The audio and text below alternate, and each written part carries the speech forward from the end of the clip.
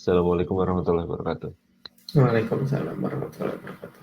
Uh, gue di sini kita pengen ngobrol-ngobrol tentang ini sih. Kalau gue mikirnya topiknya tentang gimana kerja di startup versus corporate atau bisa juga ya kayak kalau punya usaha sendiri gimana gitu.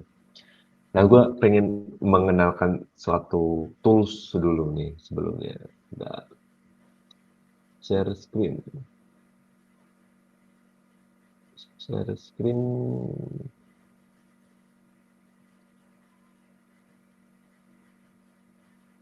kelihatan deh. Ya, Oh, tuh bisa digini-giniin tuh. oke.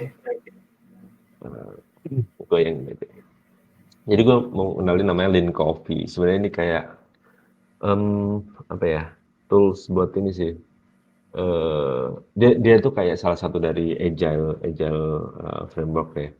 Terus Lean Coffee itu adalah suatu framework untuk me, mengorganisir suatu meeting yang nggak ada agendanya, yang belum ada agendanya. Jadi misalnya kita mau ngobrol tentang sesuatu, tapi agendanya belum ada nih. Agenda yang pertama apa, yang kedua apa, yang ketiga apa. Nah, jadi kita bisa pakai ini. Em, Sebenarnya simpel ya, pakai Kanban biasa. Ada to be discussed, discussing, dan cara mainnya tuh gini. Gue ngejelasin semuanya dulu. Jadi pertama semua partisipan itu nanti nulis topik yang mau dibahas. Misalnya apa? Misalnya kayak ngobrolin ini atau apa, atau lo nambahin topik A, terus tambahin lagi topik B, kayak gitu. Nah, Yang isi satu orang, moderator atau semua bisa enggak, kontribut? semua bisa kontribut. Nah, ini gue pakai namanya Miro ya. Ini buat tools collaboration gitu. Cuman Miro gue free, jadi ada banyak keterbatasan. Jadi kayak topik A, topik B, panjang lah, banyak bisa banyak. Nah, terus yang kedua adalah dilakukan voting sebenarnya. Di Miro ini ada fitur voting, jadi si kartu-kartu itu bisa dikasih voting bintang gitu loh, kayak misalnya kita berberapa, bertujuh atau bersepuluh, ya udah di voting aja. Kalau berdua ya ditentuin aja, kita tentuin urutannya gitu. Udah, kalau udah votingnya sudah selesai, kemudian tinggal ngobrolin aja dari atas ke bawah. Nah, tapi cara mainnya gini, jadi misalnya kita mulai ngobrolin satu topik. Nah, eh, cara mainnya adalah topik ini diobrolin 5 menit, dalam time box 5 atau 10 menit sih, terserah kita. Dalam time box 5 menit. Jadi misalnya udah ngobrol nih, set 5 menit, terus kadang ada yang ngebawa topik ini dan ngeceritain dulu maksudnya apa topik ini dan lain-lain gitu. Eh, Terus udah 5 menit, habis itu si moderator akan nge-stop, terus nanya ke semua partisipan, lu mau lanjut atau enggak?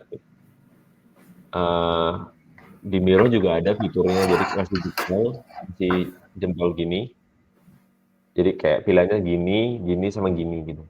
Kalau gini ya udah lanjut, kalau gini kayak ya gue bingung so-so lah. Kalau gini stop lanjut gitu. Nah, terus dilihat aja dari misal dari 10 atau dari berapa, yang jempol berapa, yang gini berapa, yang gini berapa gitu. Kalau misal jempolnya banyak, artinya mereka pengen lanjut gitu. Kalau berdua ya tinggal discuss aja lanjut nggak gitu. Kalau mereka pengen lanjut ya dilanjutin, time box-nya setiap 5 menit. Nah, habis itu kalau udah nggak lanjut ya dia ke done, kita topik berikutnya.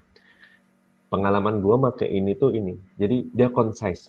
Kadang-kadang kita ngomong sesuatu tuh karena nggak dibatasi waktu, jadi kita kayak sama ininya tuh banyak banget, nyabangnya tuh banyak banget gitu. Terus kadang-kadang kita nggak engaging juga ya, kadang si Hmm. partisipannya itu kan bosen ya, atau mereka ngerasa nggak relate gitu, atau mereka sebenarnya nggak tertarik amat. Nah, itu bisa mereka bisa voice-nya bisa tersampaikan dengan udah lanjut aja. Cukup seru sih, gue memakai ini di forum besar pernah, ramean gitu. Di forum 101 juga pernah, gue sama temen gue gitu, dan jadi lebih apa ya, kayak lebih terarah aja gitu. Nah, gue pengen kita hari ini memakai ini. untuk Oke, boleh. ngobrol. Kita bisa dulu. Gue akan share ini sehingga lu bisa collaborate.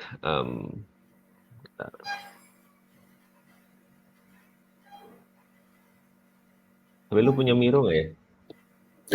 Online kan bisa, emang harus download. Coba. Di WhatsApp gue. Sampai nggak? Ya, nggak apa-apa.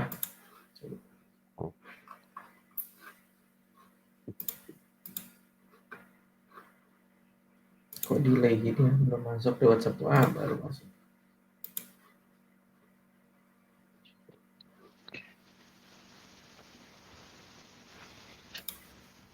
Ya, gue sambil nulis ya. Oke. Temanya berarti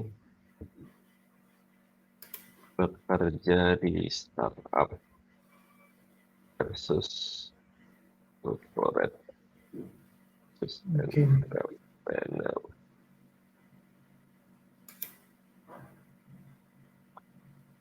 Tambahin bisa kan ya? Tambahkan. Sebentar, gue masih. Nama lu udah ada sih.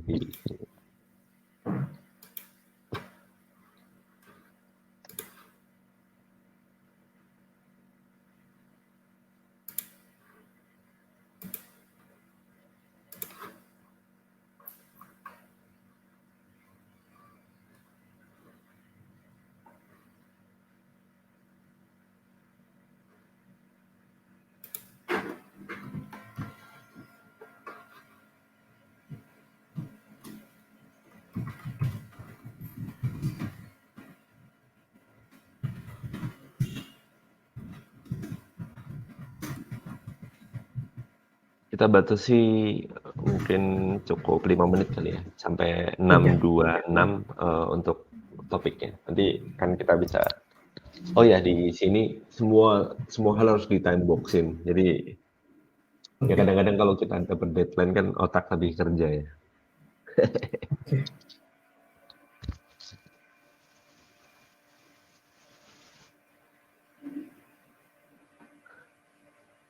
Lu bisa tanya juga atau tambahin, bisa kayak gini gue nambahin apa-apa gitu.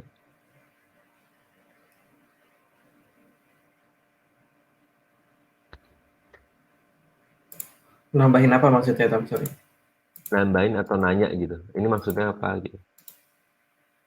Di komen? Sebenarnya kalau kartunya ini bisa di ini enak sih, cuman oh ya, kalau bisa add comment ya, di komen aja. Bisa di ini. Heeh. Oke.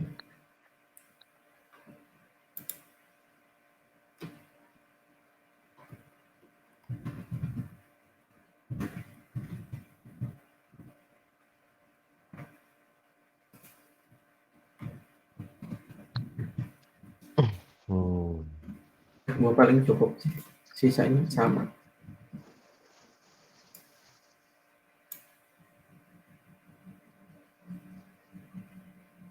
Paling gue cuma ngimbangin aja, kayak background itu gue kasih biar orang kan tahu maksudnya cerita kita gimana, jadi dia bisa ngikutin. Terus yang politik juga, selain office kan bisnis sama startup juga ada, biar ngimbang.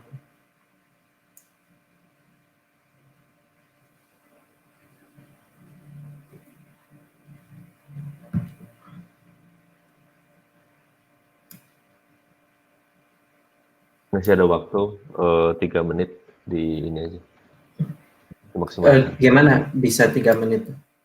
Jadi semua ini di total jadi berapa menit kita mau ngomong gitu? Gue ngasih waktu kita nulis topik gitu, be discuss sampai Oh, oke.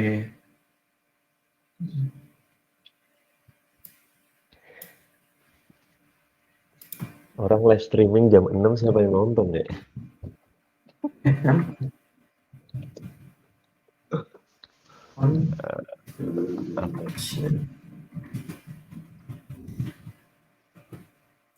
Aku baru nyadar dari tadi gue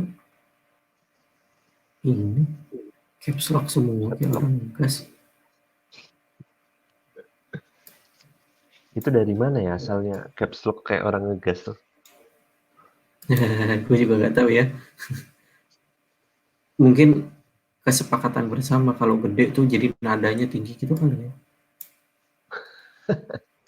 Tapi nggak apa-apa deh, gue caps lock soalnya gue nggak bisa beda ini mana yang lu tulis dan mana yang gue tulis kan. Oh ya udah.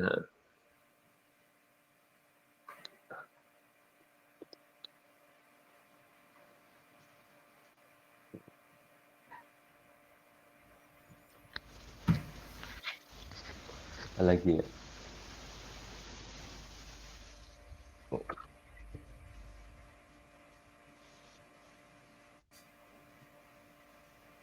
Menit lagi.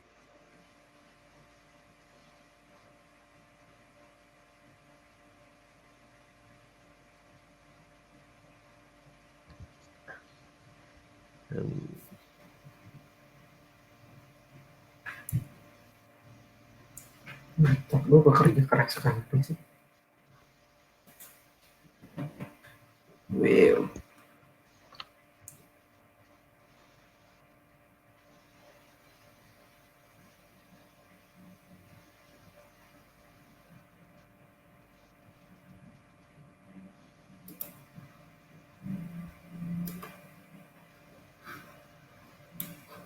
Banyak juga ya. Oke, udah cukup belum menurut lo? Cukup. Kita mau ngomong sekitar 30 menit aja kan? Nah gini, ya kita ngomong 30 menit, jadi yang pokoknya topik-topik yang ke cover aja belum paling atas. Nah, kita sekarang coba semenit kita melakukan prioritisasi. Caranya gini, lo bisa pindah-pindahin kartu kan? Ya. Gini kan? Nah, kita pindah-pindahin kartu tapi nggak ngomong. Paham nggak? Jadi lo pindahin, Gantian nggak tapi? Nggak usah Barengan. gantian, barengan aja. Kalau lu merasa ngeganjel, lu pindahin lagi aja. Jadi sesuatu yang misal gue udah pindahin gini, lu merasa keganjel, pindahin aja gitu. Oke. Tapi nggak ngomong, jangan berargumen, diam aja. Ntar lu udah Coba. pindahin lagi marah. Nggak, itu tuh bisa bikin gini sih, kayak lu mau pindahin tuh kayak, ya udahlah nggak apa-apa. Kayak gitu. Nangkep gitunya. Kalau berargumen masih yang lebih pinter bacot yang menang. Iya. Ini biasanya dipakai kalau lagi meeting bareng ya teman-teman engineer, designer gitu. Kadang-kadang kan engineer sebenarnya mereka pinter ya, cuman kan mereka nggak pinter, jarang pinter bacot, suka kalah gitu. Betul mengkomunikasikan ya.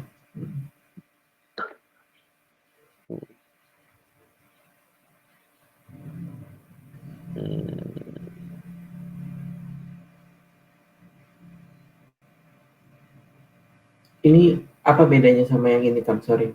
Benefit sama enaknya tuh apa bedanya? Enaknya lebih general sih, mungkin bisa masuk ke benefit juga. Gitu. Perks benefit bisa masuk ke enaknya apa sih masing-masing. Yang karir lebih. Sampai 629. Risiko lebih penting daripada hasil untuk bagus.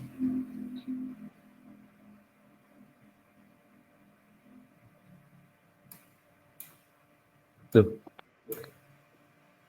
Jadi lu mau pindahin nggak boleh sama gue gini bisa ya?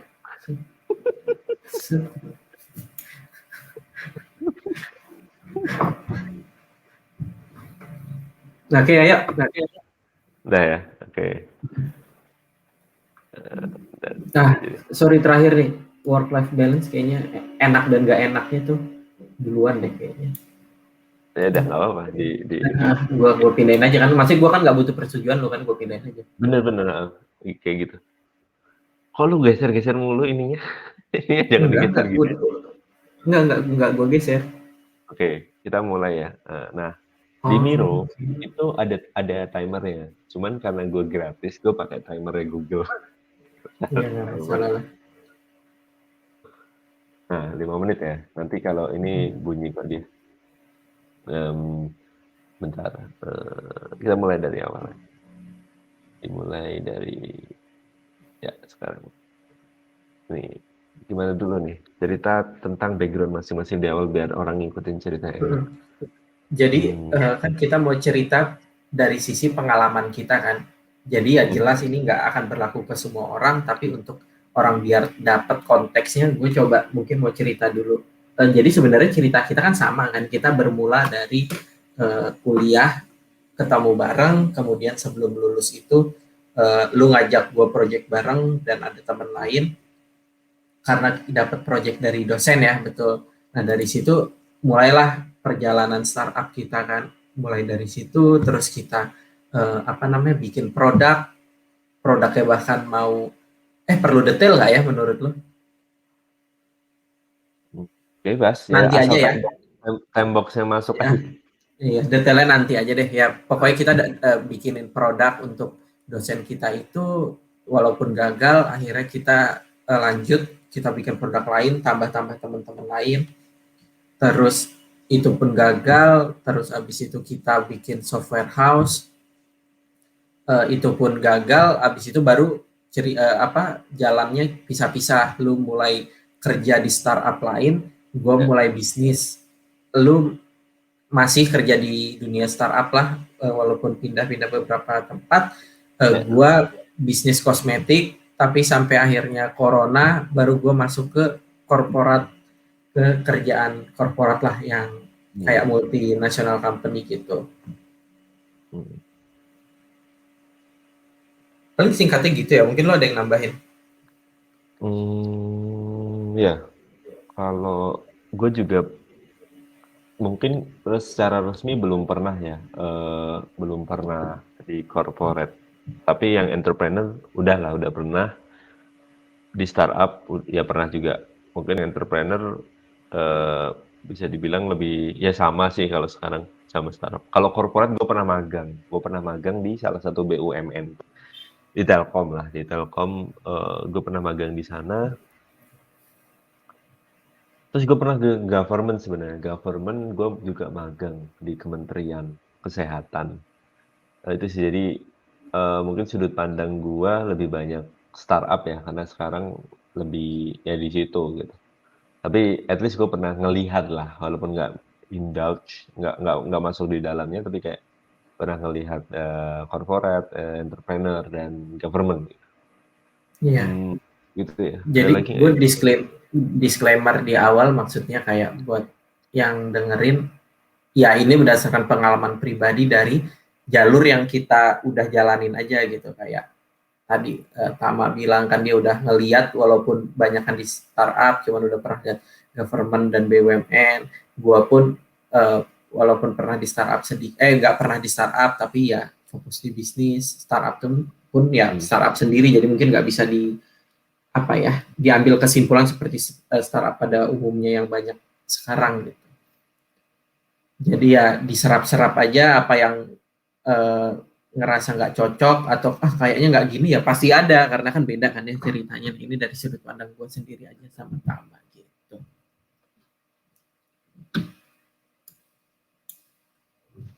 Oke. Langsung ke sini ya. Enaknya apa sih Mas?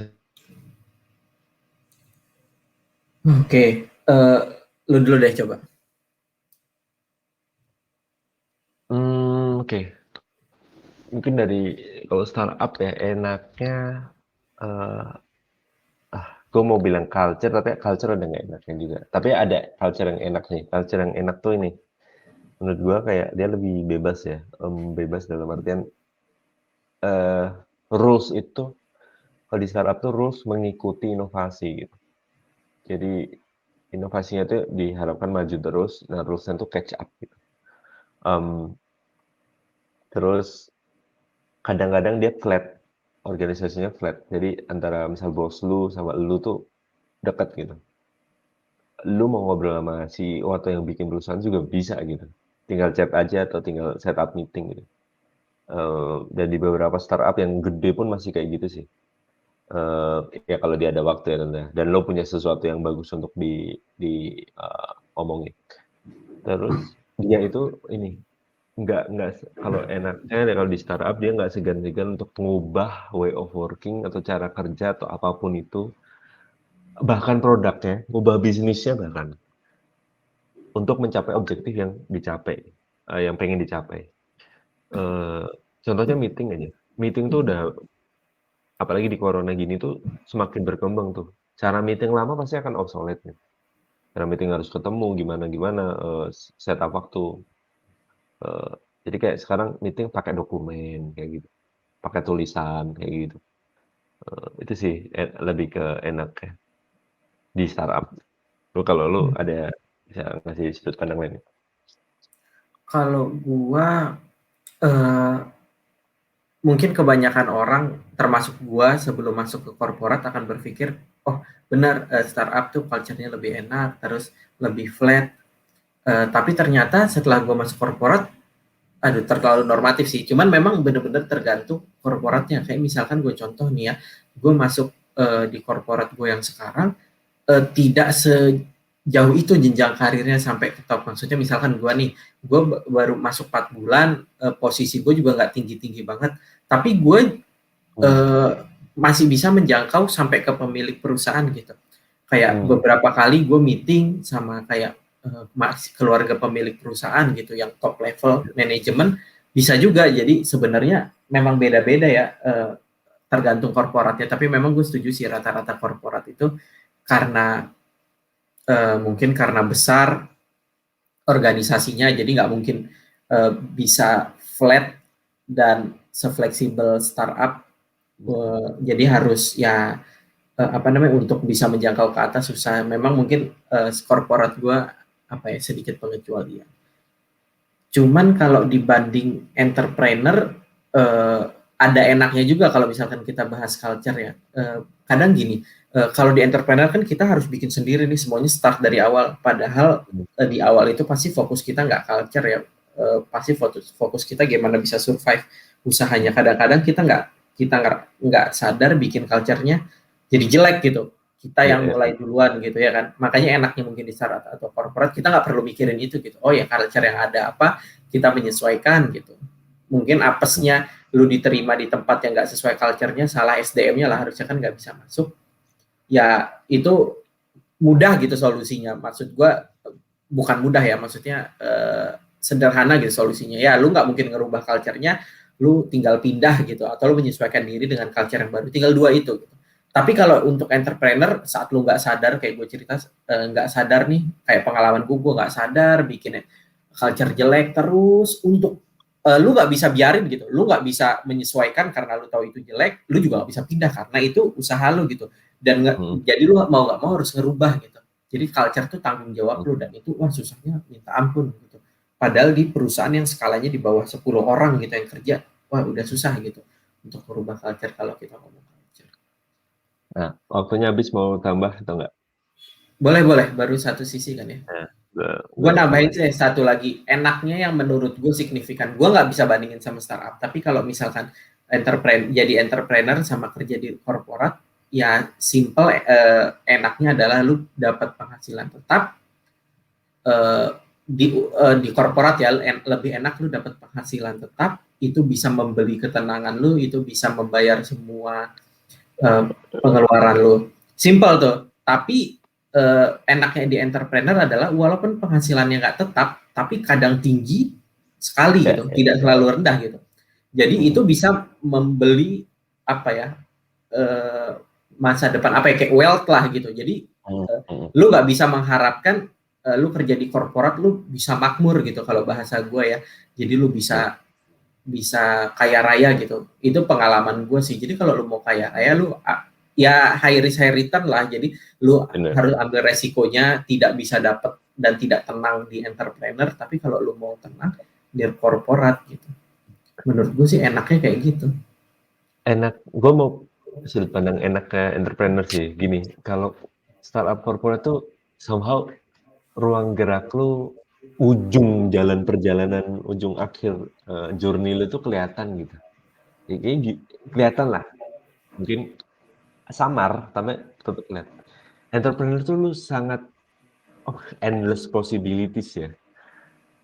kita nggak pernah tahu gitu di tahun depan mau ada apa ya kan.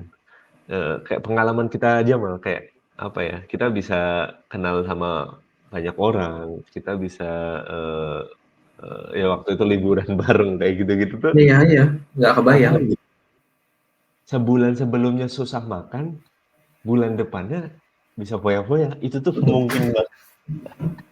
Betul, Jadi betul. Dan buat yang orang suka gua ya, kalau yang suka apa ya, yang suka adrenalin, dopaminnya tuh, ini tuh itu mungkin bagi itu enak ya, entrepreneur gitu.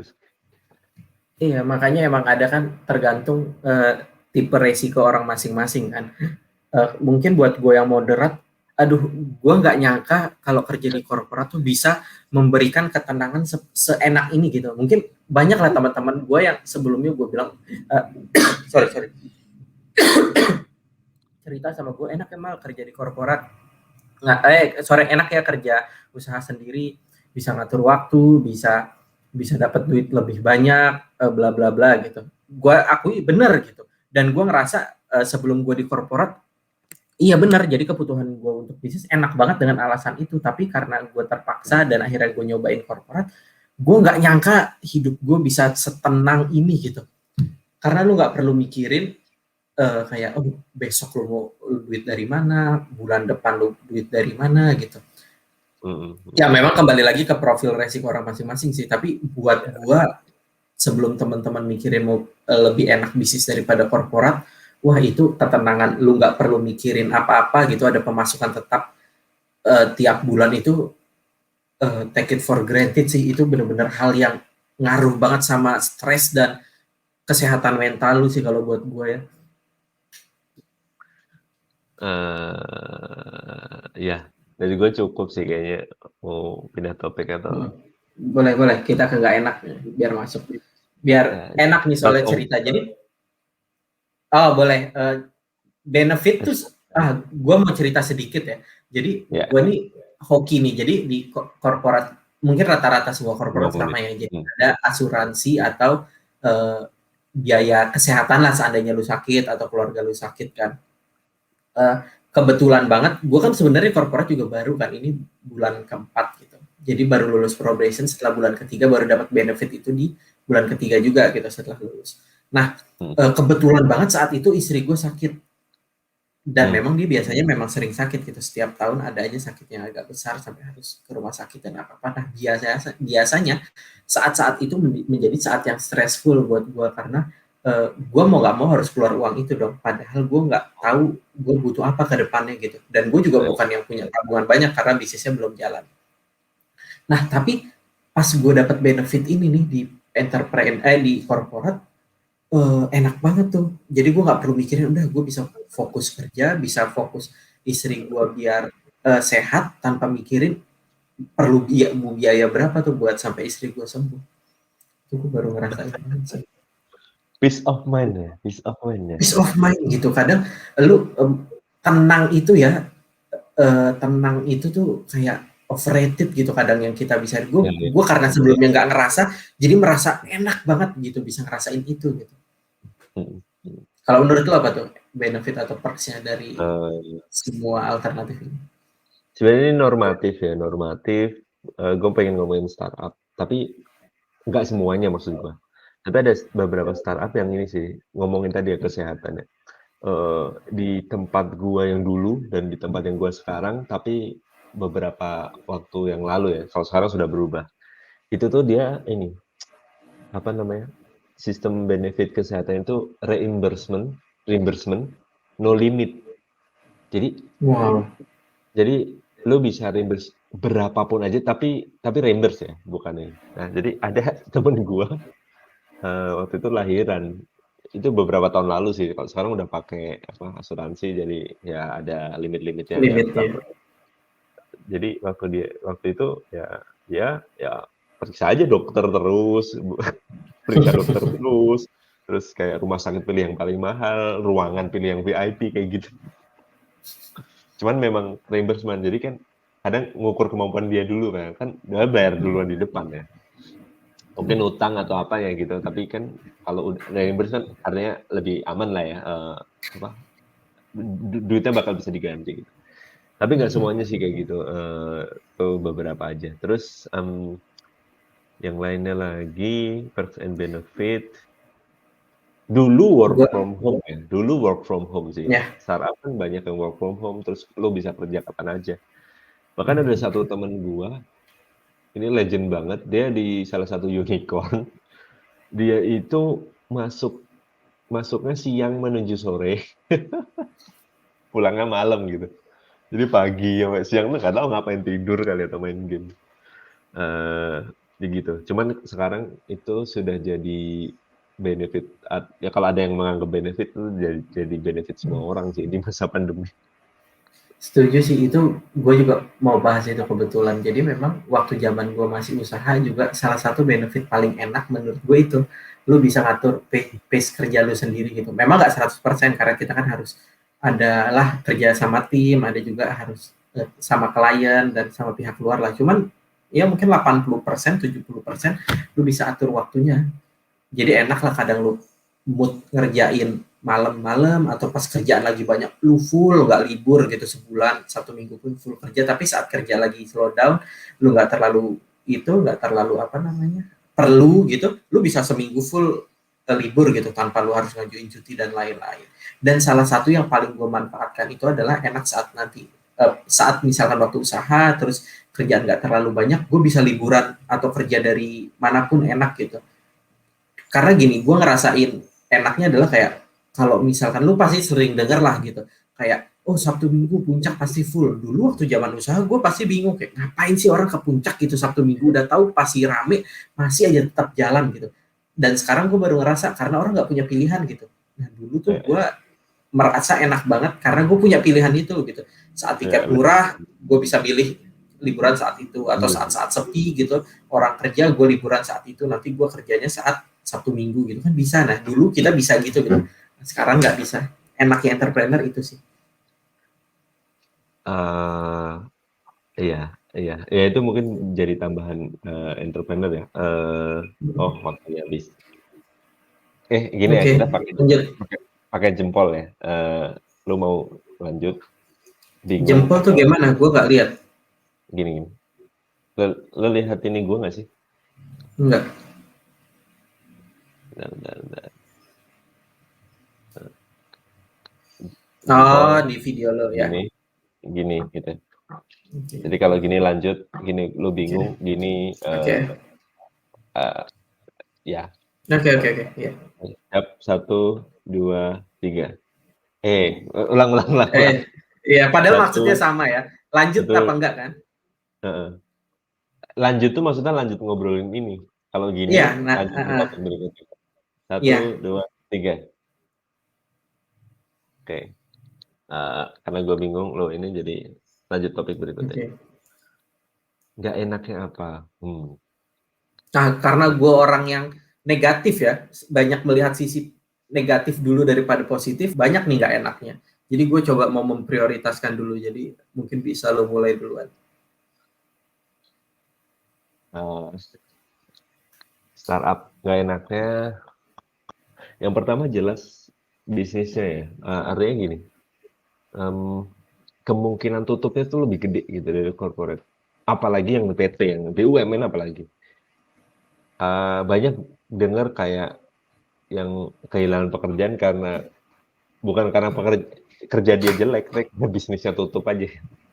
Karena startup tuh kan entrepreneur yang gede kan. Sebenarnya mereka mirip tuh, entrepreneur sama startup tuh mirip lah, cuman sudut pandangnya beda tuh. Cuma resiko yang ditanggung tuh di beberapa sisi tuh sama, ya tutupnya itu. Itu sama juga dengan entrepreneur ya, resikonya lebih tinggi. Nggak enaknya lagi, bener-bener kayak dilepas sih. Artinya gini, kalau di corporate tuh lu ada development gitu, lu di develop gitu ya. Di beberapa lah ya, gue nggak ngomong semua. Di startup tuh ada yang gitu, cuma sedikit sekali. Kebanyakan lo tuh dilepas lo belajar sendiri gitu. Ini ada yang nganggep gak enak, ada yang nganggep enak deh. Kadang-kadang gua nganggep enak, kadang-kadang gua nganggep gak enak karena bingung. Itu dulu sih yang baru kepikiran. Dari lu apa? Mau nambahin? Kalau dari gue mungkin wah banyak nih, cuman gue mungkin start dari ya jelas kalau karena kita kerja mau startup, corporate entrepreneur kan pasti ujung-ujungnya duit ya.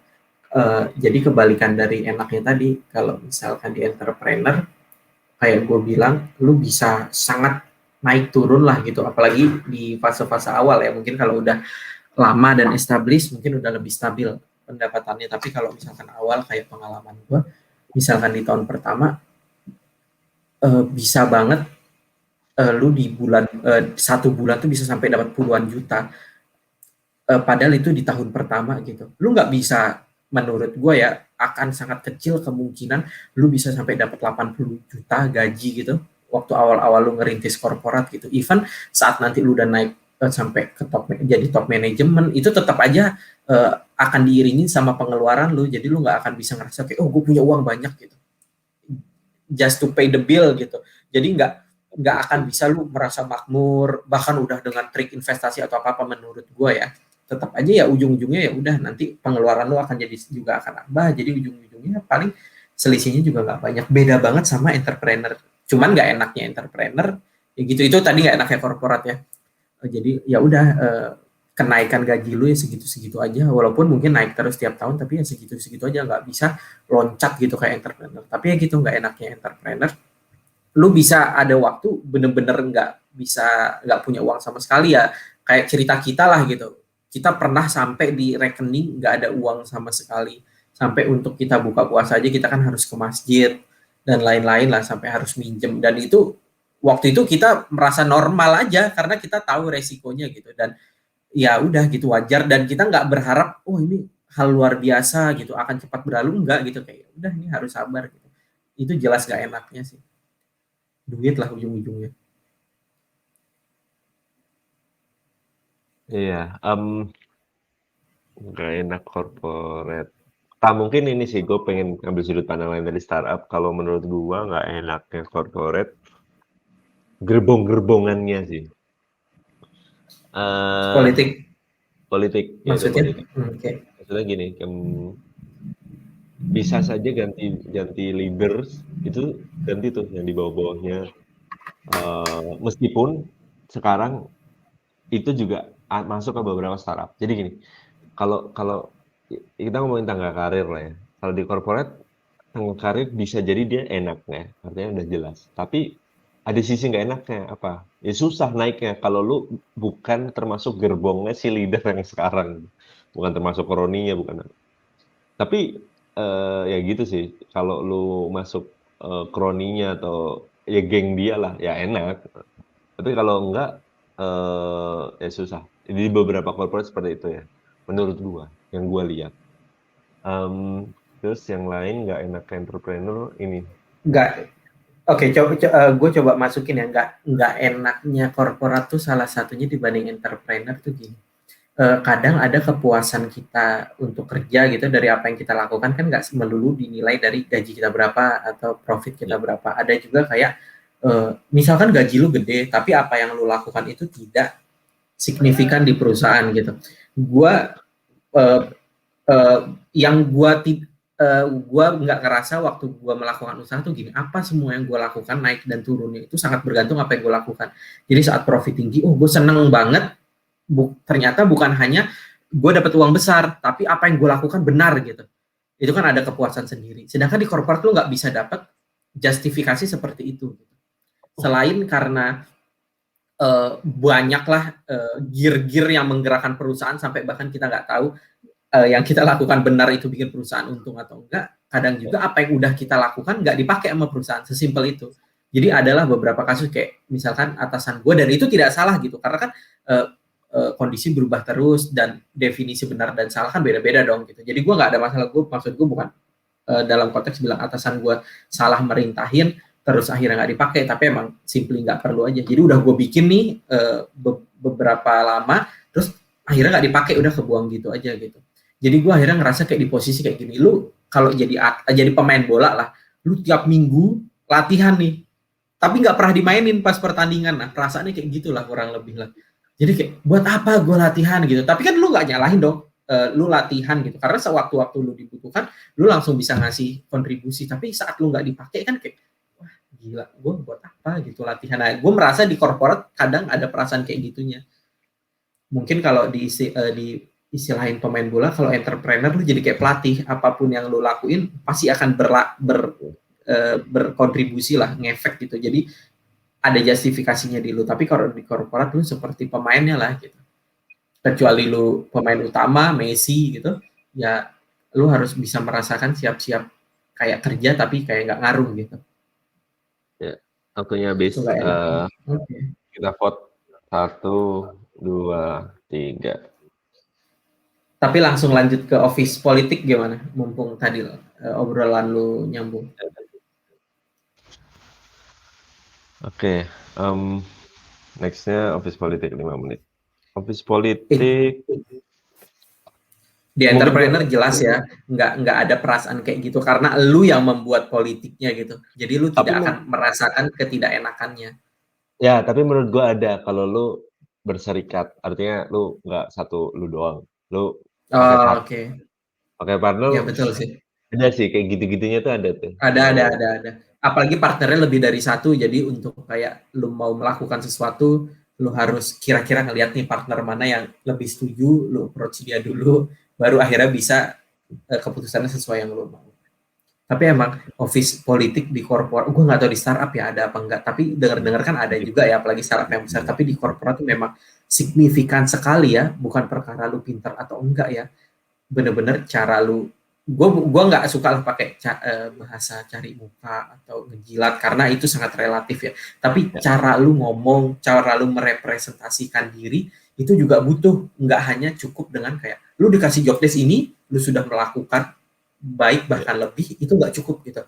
Karena menurut gue wajar gini, misalkan lu kan sebagai bos, bawahan lu banyak plus lu punya kerjaan lain, lu nggak bisa dong ngelihat satu-satu bahkan ngelis kayak oh Amal tanggal sekian kerjaannya bagus, bulan ini kerjaannya bagus, bulan ini ada yang enggak, poinnya ini Tama ini, lu lakukan itu ke ratusan orang, nggak mungkin dong. Jadi saat ada opportunity dia akan inget orang yang paling membuat dia inget gitu, dan caranya ya. mungkin itu terlepas. Nah yang jadi masalah adalah cara membuat ingetnya itu ada yang baik ada yang enggak gitu. Makanya itu yang kita bilang office politik yang enggak baik gitu. Ada yang kayak ngejilat lah mungkin bahasa orang, kan harusnya ya cuma dengan kerja baik orang baru diingat gitu. Tapi itu benar-benar real sih. Kalau gue masih mau ngasih sudut pandang ini sih, kalau di startup, ya at least level gue ya, gue belum pernah ke unicorn gitu yang gede. Nah di di startup tuh ada sih, ada office politik tuh ada gitu.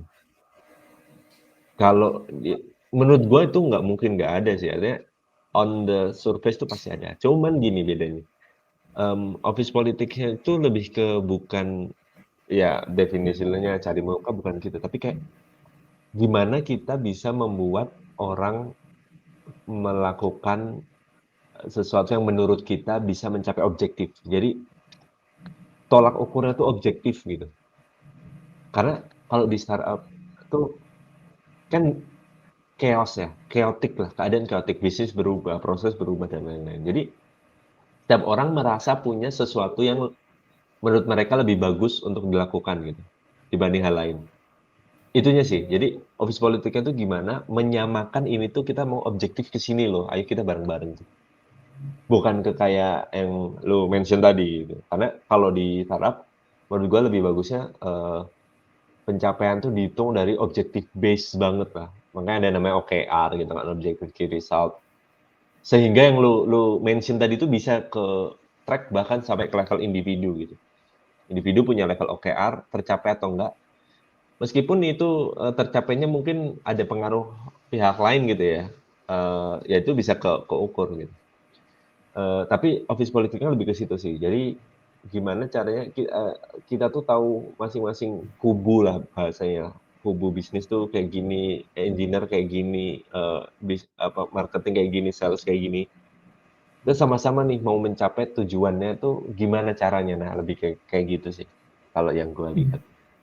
Berarti di startup lebih bagus lah ya daripada mungkin rata-rata korporat ya. Karena udah ada trackernya kayak gitu. Ya Dan dan menurut gue gini, Ya, sorry lanjut.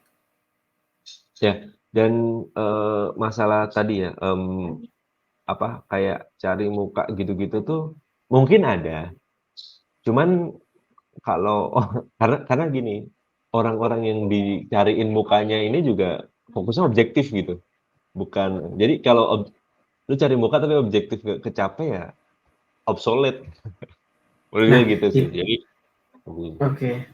Nah, itu juga yang gue pengen bahas. Jadi kadang menurut gue pribadi ya office politik nggak sepenuhnya salah gitu kan. Kayak yang lo bilang mungkin di startup udah enak ya, kayak udah terukur jadi gampang, tapi kalau di corporate kan agak susah ya, jadi orang ke distract. Mungkin poinnya adalah kayak mungkin sama seperti yang lo sampaikan, si bosnya ini kalau dalam hal naikin pangkat ya atau ada opportunity bagus memberikannya ke orang-orang yang dia ingat, tapi dia harus ingat juga, harus dia pilah-pilah ingatnya tuh kenapa gitu. Ya karena kerjanya bagus, objektif tercapai, bukan karena dia sering nampang, dia sering bilang yes walaupun nggak masuk akal, atau sering ngasih hadiah gitu. Mungkin itu sih yang kalau gue lihat ya, kalau gue nih menjadi bos misalkan, gue akan coba milah-milah kayak gitu, karena kayak gue ngerasa juga misalkan anak buah gue ada beberapa, terus gue juga akan bingung gitu, kayak oh gue ngasih kemana, dan itu decision harus cepat gitu, gue nggak punya waktu 1 hari 2 hari kayak oh coba gue bikin ini dulu deh, apa namanya, perbandingan dulu positif dan negatif orang masing-masing, ya nggak bisa gitu, karena gue juga nggak seperti di startup itu disiapkan gitu, jadi gue harus bikin sendiri, nggak ada waktu. Tapi ya kayak gitu. Dan gini, office politik juga menurut gue, yang pengalaman gue ya, tidak selalu masalah naik pangkat juga gitu.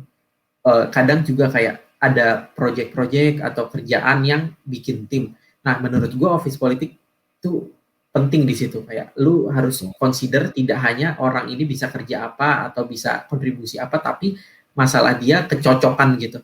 Jadi interaksi dia itu kan juga politik di kantor kan. Maksudnya dia cocok sama siapa, dia enggak. Nah, itu perlu dikonsider sih. Mungkin di korporat itu, dan di startup juga harusnya ngaruh ya. Kalau di entrepreneur itu nggak ngaruh sih, karena nggak ada pilihan. Orangnya kan itu aja. Khususnya usaha. Maksudnya usaha entrepreneur sih kayak orang baru gitu, usahanya masih kecil gitu. Konteks gue ya. Jadi ya di situ. dan lebih ke gini sih kalau entrepreneur tuh gue ngeliatnya. Jadi melihatnya tuh kita satu tim bersama menghadapi musuh di luar. Nah, yang dipolitikin tuh bukan di dalam, tapi lebih keluarnya tuh gimana gitu. Menghadapi klien, menghadapi ya partner bisnis yang dari luar gitu. Nah, kalau di startup tuh Menarik juga ya, kita bisa nanti bahas kayak definisi office politik tuh, karena orang kan melihatnya hanya negatif untuk naik pangkat gitu nggak sih? Padahal kan banyak yang lebih dari itu gitu. Bahkan kita bisa manfaatin juga untuk membuat kerjaan kita lebih enak gitu, ke bawahan atau ke teman kerja. Waktunya udah habis, mungkin kita bisa lanjut ke part 2. Lanjut. Oke. Jadi, oke. Gue kira ininya, topiknya. Udah jam 7. Ih, cepet banget ya. Nggak kerasa.